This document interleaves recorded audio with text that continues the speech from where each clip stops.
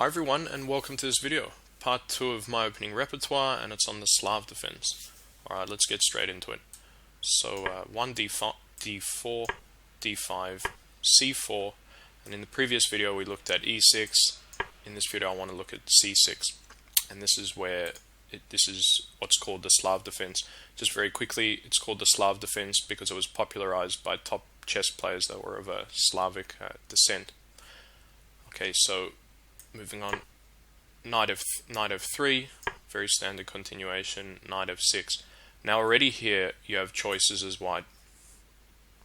I strongly recommend queen c2 because this avoids a lot of theoretical lines to begin with and various other variations, but it also restricts black's choices immediately. We know this light squared bishop for black is a weak piece, as discussed in the previous video, and as a theme of this gambit, theme of this opening. And we've taken away f5 here as a square. Further attempts to potentially develop the bishop, and make a note that the knight's going to develop to d7, so it's likely that this is a logical move before that. So black may be in a hurry to develop that, potentially something like bishop g5. This already gets black into quite a bit of trouble because white's going to be moving his knight up to e5. Black will drop back, and this variation, exchanging in the center, can potentially be very dangerous for black. So logical continuation will be knight c3, knight c6, and there's a very nice move here, which is pawn to e4. Now, the reason for this, it's not, again, something I'm very keen on emphasizing, is not just about memorizing move orders, and it's not about that. It's about utilizing this misplaced bishop and basically a displaced defender from the queen side. So where this bishop might otherwise be on c8 or d7, it's now completely out of play. So we're opening up lines for our light squared bishop and potentially exploiting these weaknesses. So after a move like black capturing the material, for white we straight away get that bishop out to b5. With the bishop on b5, there's an immediate clear threat, and black has to respond to it somehow. So that threat looks something like this. It's black to move, so if black just does nothing to help the situation, white will take on c6 with the recapture. Check. There's the check, for example, something like knight d7, and black resigns. Backing up slightly, however, and assuming black does do something, the move for black here is rook c8. In this situation, we're playing queen a4, which is the typical continuation, and you can see now we've just got a lot of pressure on this pin piece on c6, and it just becomes a very tactically nice position. We've also got potentially d5 as a move, and yeah, it's just important to consider all of these factors. So I'll first go through responses from black that you can refute outright and are just losing, but are quite common. So there's queen b6, and here we just use the fact that it's pinned d5, and that's losing a piece for black. Another potential response that isn't working is queen to c7.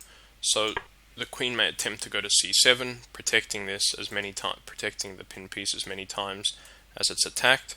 So it's but this is a really big problem because of bishop f4, and this just presents enormous tactical problems, potential tactical problems, and it's it's very ugly for black.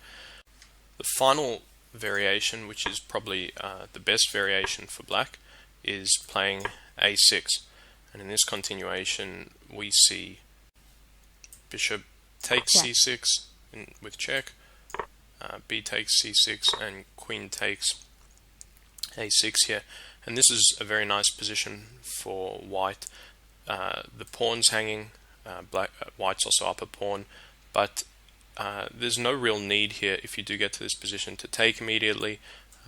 Continuing on with development, castling, this pawn on c6 is not really defendable in the future, and this will just spell a very nice game for it'll basically spell disaster for black, or it'll just be a very enjoyable game for white here.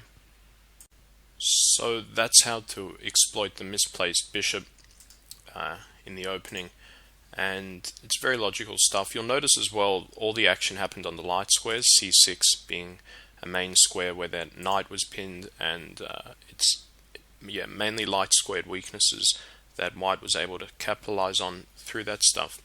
Okay, so if we back up and have a look at the other main variants of the Slav, so getting back to, so that, that's why not to, or that's potentially why black can't develop that bishop, which is what we just had a look at there. The other option, and one of the main variants, is e6. After black plays e6, we come back to a lot of the classical variation territory, which we looked at last video.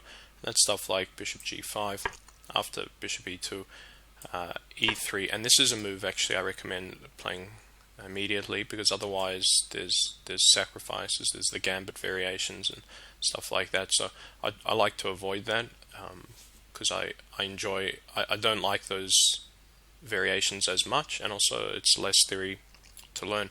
So after black plays a regular move, knight c3, castling, bishop d3, we're in a really nice position here as white, and it's very passive for black, and white's got a lot of attacking opportunities, and those opportunities present themselves in the form of castling, bring the rooks to the center, and potentially getting some more central control and a bit more space by e4 when you're ready as white. But as mentioned, it's a very passive position for black, so you'll have time, you'll be able to really play your moves and call the shots here essentially. I'll just mention very quickly, I wouldn't take here on d5 as white, so I'll just show what that would look like, something like that, and then taking on d5. See, differently to the classical variation, black here can actually take with the c pawn when he didn't have that option before. He had to take with the e pawn, and alright, this is still a very nice position for white, very playable, but I personally want to avoid that, and that's because of this of the queen on c2. It may be misplaced when a rook swings around, and I just think it's something I wouldn't play. Another variation to have a look at is if black decides to exchange on c4.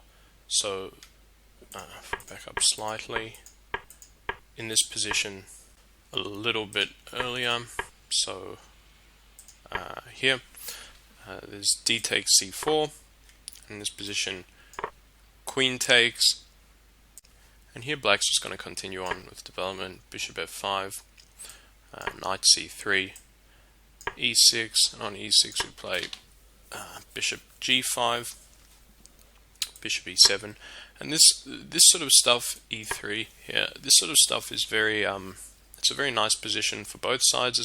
There's no real strong advantage. It's very playable, but if I'm playing black, I generally prefer to play this position, although it can be a bit of a boring position, but otherwise it is nice. Just one important mention here, so I'll just, for example, castles, d3 isn't playable, bishop d3, and that's because of this threat. So if